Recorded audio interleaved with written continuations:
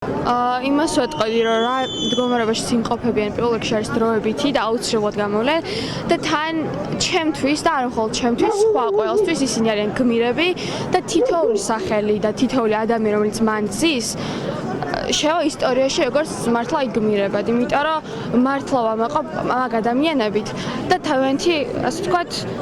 რევიც გააკეთეს, იმიტომ რომ ის ადამიანები და შენ არიან მსხვერპლი აი ამ რეჟიმის და ამ, ასე ვთქვათ, ხელისუფლების და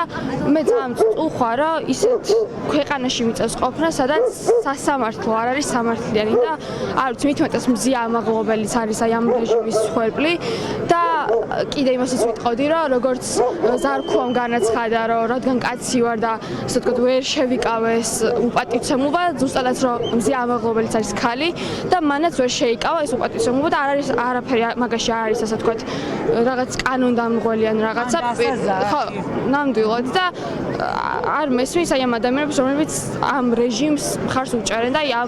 თითქოს ამ თამაში არიან ჩართულები და ხო. მინდა აუცილებლად ამ 58 დღიან პროტესტზეც კითხოთ. რა საჩვენებს ეს დღეები თქვენთვის პირადად? რისი მაგალითი არის ეს ბრძოლა, რომელიც აქ ქვეყნის ცენტრალურ გამზირზე ყოველდღიურად ვითარდება, შეიძლება ითქვას და იმ ადგილას, სადაც ჩვენი ქვეყნისთვის არაერთი მნიშვნელოვანი ამბავი გადაწყვეტილა. ჩემი აზრით აჩვენებს იმას, რომ ეს ხალხი აშკარად არ იღლება და კიდევ უფრო გააგრძელებს მოსვლას და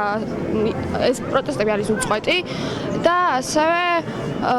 ხედავთ, რომ ჩვენი ქვეყანა არის უსამართლო და ხალხი ხედავს ამ უსამართლობას, ხედავს ამ რეალობას და ამას არ ეგუება.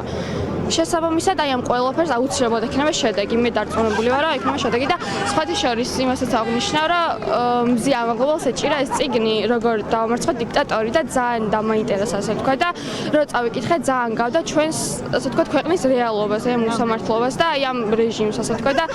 არ ვიცი, ძალიან აუცილებლად დამარცხებენ საქართველოს მოქალაქეები